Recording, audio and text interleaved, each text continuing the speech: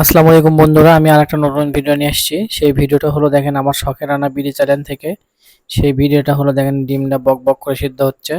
কারণ এই ডিমটা সিদ্ধ হওয়ার কারণ আছে, অনেকগুলো কারণ আছে। কারণ ডিমটা সিদ্ধ হওয়ার অনেকগুলো কারণ বলতে আমার বোন জামাই ঈদের আগে থেকে দাওয়াত শুরু করবি, সেই জন্য আর কি রান্না বান্না চলতেছে।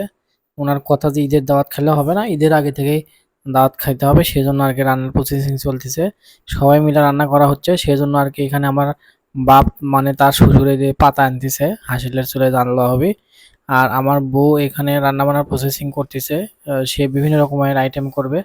তার মধ্যে এক নাম্বার হবে হলো আলুর চপ, ডিম ভুনা, তারপর হবে ডিম ভাজি, তারপর হবে গোস্তর চাপ। এই যে খড়িগুলো নেওয়া হচ্ছে, খড়িগুলো বিভিন্ন সময় বিভিন্নভাবে সংরক্ষণ করা হয়েছিল।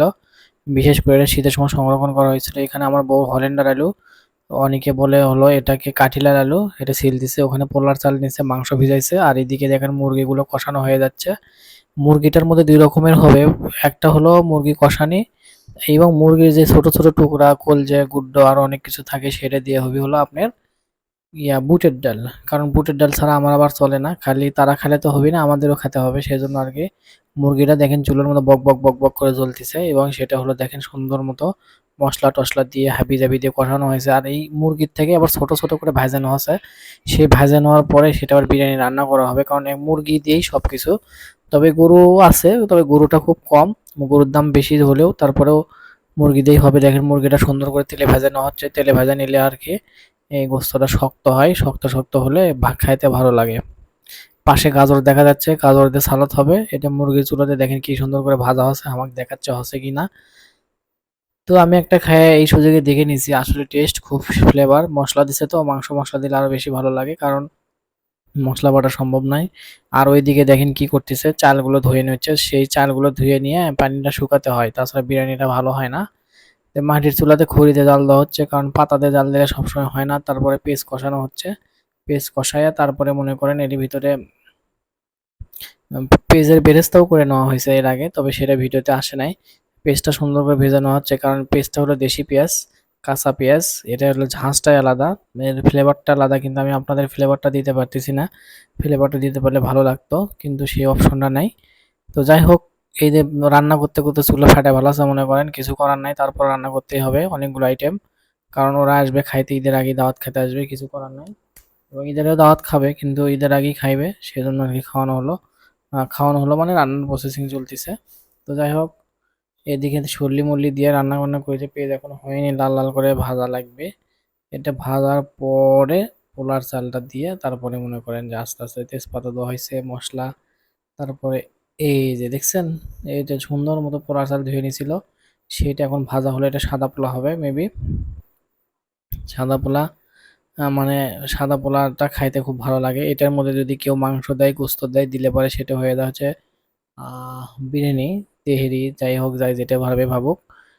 এটার সাথে কাঁচামরিচ দেওয়া হয়েছিল, আমি বলছিলাম একটু কাঁচামরিচ। এখানে এইভাবে রান্না করার কারণটা হলো গোস্তর মধ্যে মশলা টশলা সব দেওয়াই আছে, সেজন্য এখানে বেশি মশলা না দিলেও চলে। তবে যারা সিম্পল ভাবে বিরিয়ানি রান্না করতে চান তারা আমার ভিডিওটা ফলো করতে পারেন। এটা তেমন কোনো কিছুই না, পোলার চাল বাজার থেকে নিয়ে আসবেন, ভালো করে ধুয়ে নেবেন, পেঁয়াজ মরিচ এইভাবে সুন্দর মতো হালকা করে ভেজে নেবেন। আর যাই যে গোস্ত দিয়েই খাবেন না কেন সেটা আগে কষে নেবেন, বাস সিম্পল। এটা হয়ে গেলে সেটা আপনারা ওইটা ওর মধ্যে দিয়ে দিবেন। আর দ্বিতীয় কথা হলো গোস্তটা ভেজে নিয়ে ঢাকে রাখবেন। আর এই কষানির সময় আরেকটা জিনিস, গোস্তর যে ঝোলটা পাওয়া যায় বা যে কষানির যে ঝোলটা পাওয়া যায় সেইটা দিলে একটু তেলও কম লাগে, সাশ্রয় হয় এবং ফ্লেভারটা আলাদা আসে। আসার পরে এটা ভালো লাল লাল করে ভাজা হয়ে গেলে এই গোস্তগুলো দিয়ে এটির মধ্যে দিয়ে পানি দিবেন। তবে আরেকটা কথা, বিরিয়ানি রান্না করতে গেলে আপনারা হালকা কুসুম পানি গরম করে রাখবেন, এটা কিন্তু রান্নার জন্য বেশ উপকারী। তো এইদিকে প্রায় লালালালি হয়ে যাচ্ছে, দেখেন রান্নার পোলার প্রায় কালার চলে আসতেছে। আপনারা হয়তো ভাববেন হলুদ দিল না কেন, হলুদ দেওয়া যাবে না, কারণ এর ভিতরে গোস্ত দেওয়া হবে, তো এই গোস্তরই কিছু হলুদ চলে আসবে। দেখেন এই একটু পরে গরম পানি ছিল সেটা দেওয়া হয়েছে। আর মরিচগুলো এখানে মনে করেন আস্তে আস্তে দেওয়া হয়েছে, এখন একটু পরে ঢেকে দেওয়া হবে, ঢেকে দেওয়ার পরে আর কি একটু পরেই হয়ে যাবে। তবে এখানে আরেকটা বিষয় লক্ষ্য রাখতে হবে, এটা হলো পরিমাণ মতো লবণ দিতে হবে। স্বাদ মতো লবণ না দিলে কিন্তু হবে না, কারণ লবণ পরে দিলে হয়, তবে একবারে বেশি লবণ দিলে কিন্তু সেটা খায় টেস্ট পাওয়া যায় না। তো মাটির চুলায় রান্না করলে একটু সময় বেশি লাগে, তবে খাইতেও খুব ভালো লাগে, কারণ আপনারা তো অনেকেই গ্যাসের চুলায় খাইতে খাইতে বোর হয়ে যান, তাই আর কি মাটির চুলায় খাবেন। যাদের মাটির চুলা নাই বাজার থেকে কিনে নেবেন, মাটির চুলা নেবেন, পাতা খড়ি বিভিন্ন সময় বিভিন্ন জায়গায় পাওয়া যায়, সেগুলো কিনে নেবেন। কিনে এনে চুলায় খাবেন। বিশেষ করে যারা গ্রামে চলে যাবেন ঈদের ছুটিতে, তারা গ্রামে মাটির চুলায় খাওয়ার প্র্যাকটিস করবেন, এবং মাটির চুলা শহরেও আছে, কিছু করার নাই। তারপরেও এখন একটু পরেই দেখেন এরই মধ্যে গোস্ত দেওয়া হবে। গোস্ত দিলে পরেই আর কি একটা সুন্দর একটা ফ্লেভার চলে যায়। বিরিয়ানি মসলা দেওয়া হচ্ছে, সাদা বিরিয়ানি। তবে এটা যারা হলুদ বিরিয়ানি মানে, অর্থাৎ মানে হলুদ দিয়ে যারা বিরিয়ানি খেতে পছন্দ করেন, এরই মধ্যে দেখেন গোস্ত দেওয়া হলো। হলুদ দিলে একটু হলুদ দিলে হয়ে যাবে। তবে এতে গোস্ত দেওয়ার পরে একটা আলাদা একটা কালার আসবে। আমরা খুব ঘ্রাণ পাচ্ছি। তবে এখন খাওয়া সম্ভব নয়, কারণ এই অবস্থায় খাওয়া সম্ভব নয়, তাই আমরা খেতে পারতেছি না।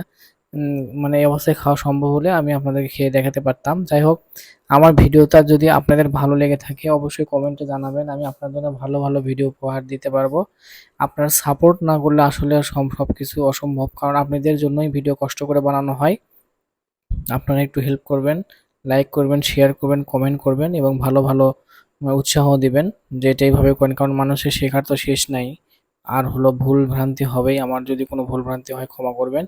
আর এইদিকে বিরিয়ানিটা হয়ে যাচ্ছে, এইদিকে আমার বউ মনে করেন যে গোসল এখনো করেইনি, কারণ তার রান্নার বহু চাপ। মাঝে মধ্যে সে একটু মানে চাপ নিতে ভালোবাসে, সে রান্না করতে ভালোবাসে, কিন্তু আমি রান্নার উপকরণ দিতে পারি না। আসসালামু আলাইকুম, সবাই ভালো থাকবেন।